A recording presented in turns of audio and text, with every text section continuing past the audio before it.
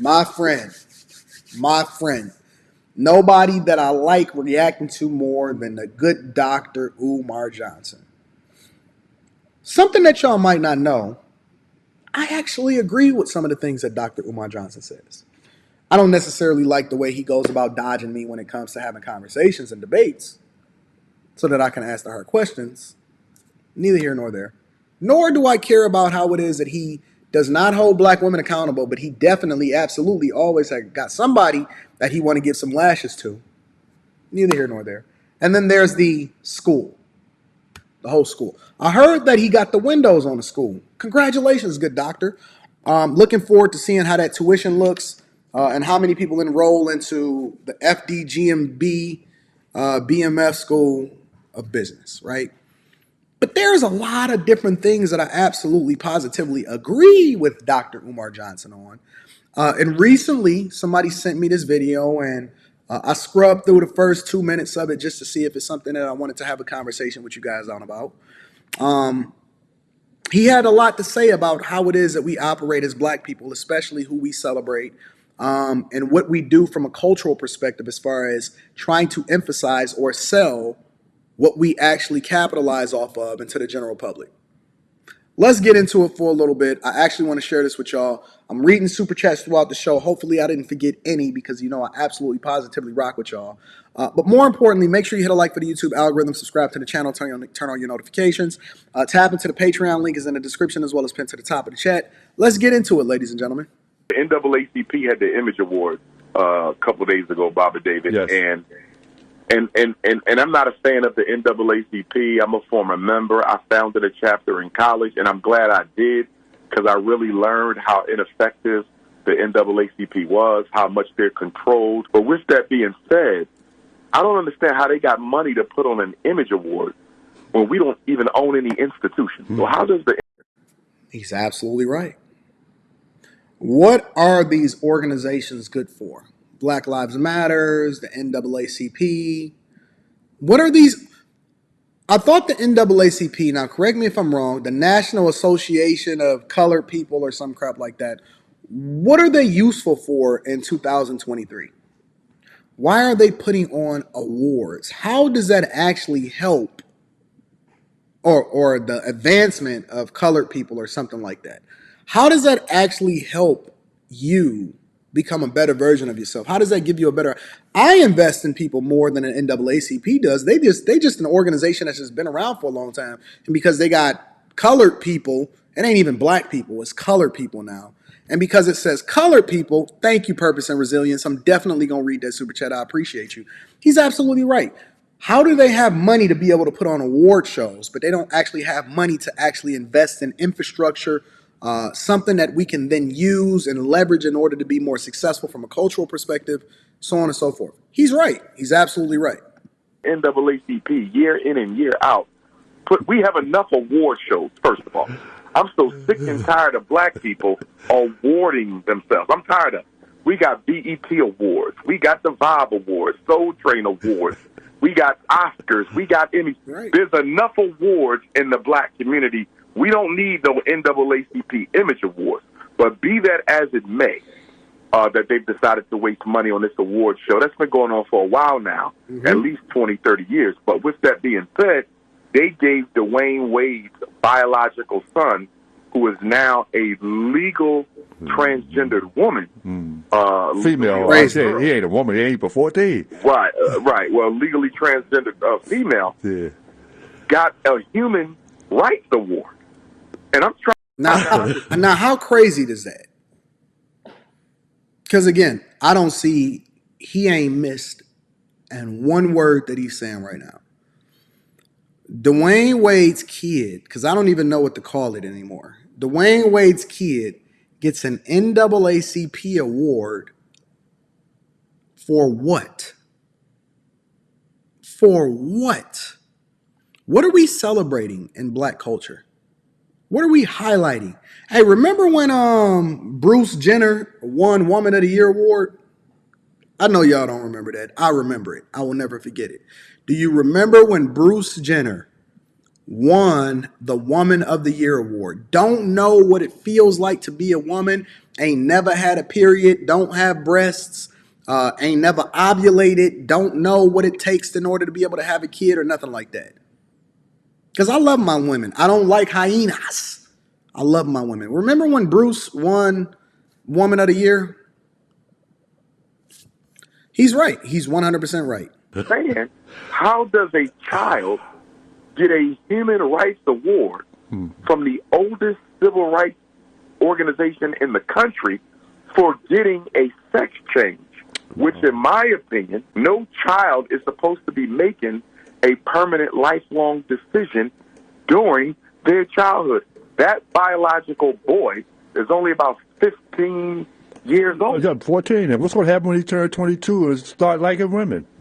And guess what, Bobby David? I just saw the advertisement for a little biopic on the UK and how hundreds of transgendered children are now fighting to reverse their surgery. Wow. Think about that, though, because I'm not really sure. I'm not a surgeon, and I'm not familiar with. Maybe I'll try to have somebody on here that can better explain it. That is in the medical field, right? Because I do know a couple different surgeons. One of them is a back surgeon, and then one of them is like, I think, as a neurosurgeon. But maybe they can give us some insight and information on what this means, right? But think about that for a second, though, y'all. You have people that basically, at an age in which their brain isn't even fully developed, and a parents actually advocated on behalf of them, making a decision, a permanent decision, to do something that's not necessarily reversible. Wow. And reverse that. Yes, they don't want it no more. They become adults, and they. But you know they're not going to talk about that, though, right? They're not going to talk about that because that is not something that is being pushed as a part of the conversation. See, usually if somebody is coming in conversation in truth, what they'll do is they'll give you both sides of the story. They'll give you the good and they'll give you the bad. They'll give you the issues and they'll give you the problems. But very rarely do people actually give you the whole truth because it doesn't fit as a part of the agenda. And so what you see happening today is very much an agenda, and you know it's an agenda because it's not being highlighted on both sides of the conversation. He is Dr. Umar Johnson, for all of the smoke that I give him on a regular basis, I got to be objective in saying that he ain't missed. He has not missed one time as a part of this conversation. It's just a fact.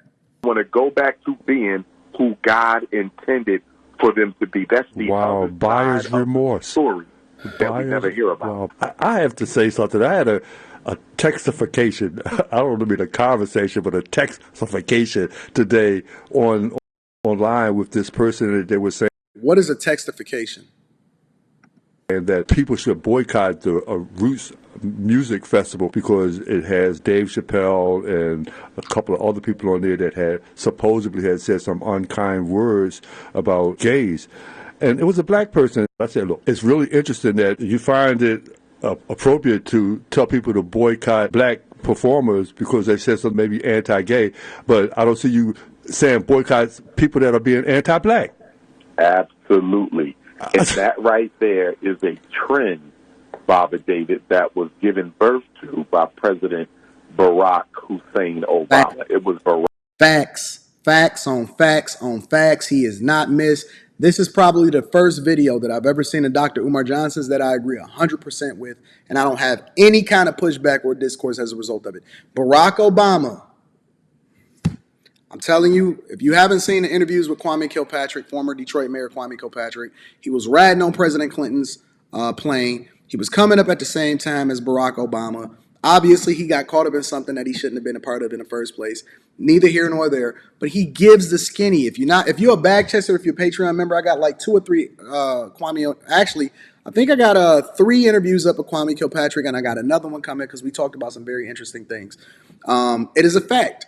This was a part of the agenda of the Obama administration. When y'all thought that he was going to get in there and he was going to do all of these things for black people, the number one thing that he did for a segment or a group of people was, and him and his wife together, is that they championed causes behind the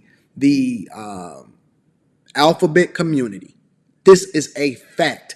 You never heard him say more about anybody except for the alphabet community. And one of the reasons that it was told to me from these politicians that it happened is because they wanted to tie them back into the Democratic Party in order to ensure that they had a strong voter base that they didn't have to do anything for except for pass a couple laws and advocate for them, and then they would have them for the rest of their lives the same way that they did women and the same way that they did the black community. It is a fact. He is 100% right. Dr. Umar Johnson is not missing not once on this conversation. Barack Obama, who deliberately took the spotlight off of black people issues and anti-black hate and put it on LGBTQ issues and LGBT hate. He did that.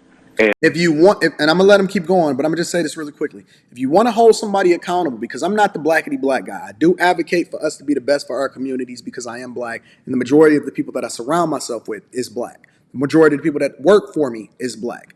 If you want to tie something, all of you blackity black people, back to a politician because you're gonna get mad at Trump and say bad. Trump didn't do nothing except for actually tell the truth and then try to invest in all of these bad environments. He gave more money to HBCUs than any president in history.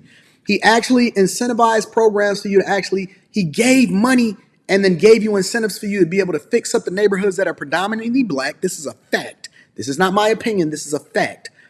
Everybody, including Obama themselves, hated Trump for it. But the person that actually took the focus away from the black community and gave all of their resources, and they said it's not even about black people anymore, it's colored people or people that has been disenfranchised. Every single right, every single organization, and everything that you had from a black perspective was taken from the black community, and they refocused it over into the alphabet community. That is 100% fact, and you cannot deny it. Go and do your research. It is fact. And Umar Johnson, and again, I'm not a blackity black, but he is 100% correct on this. He is not missing. And, you know, when black people, I see a lot of us now waking up and recognizing that supporting all of these other so-called marginal groups and organizations, a lot of us are starting to wake up and realize this is just a trap. It's a distraction to get black people to stop worrying about what matters most to black people. Yep. And because we are so multicultural, which grows out of our collective self-hatred, black people are always ever ready and willing to lend a hand to somebody else's cause. But none of these other groups ever lend a hand to our cause. Most LGBTQs are anti-black. They are just as racist as any other white person. Where did he miss? Where did he miss? Where did he miss? Listen, y'all know I give Umar Johnson. Nobody has more accountability as far as the review videos that I do on the things that he's saying than me. But I'm objective enough to be able to give credit where credit is due. The truth is the truth. It's not my truth. It's not his truth. It's not your truth. It's the truth. He is telling 100% truth. It just is what it is. I said I'm that. telling you, the black homosexuals know that they are an afterthought in the LGBT movement agenda. In fact, black Let me homosexuals... add another caveat to that. Black women, you are being used as a tool and a pawn for feminism and the LGBTQB, A, B, C, D, E, F, D, whatever you want to call it. You are being used as a pawn, and they're letting you destroy your families in order to be able to move their movement forward. It's not just black people, it's women. It's a lot of different people that are being used as pawns in order for them to be able to continue to push their agenda. Don't stop falling for the okie doke. Homosexuals and lesbians are to the LGBTQ movement what black people are to the Democratic Party. Reading super chat. It is the same relationship. You are an afterthought. We don't care about you, okay? And the only time we call on you is when we need to use you for something. That's the only reason that they... I have not heard this much of the video at all. He's saying literally the exact same thing that I'm saying before he said it in the video.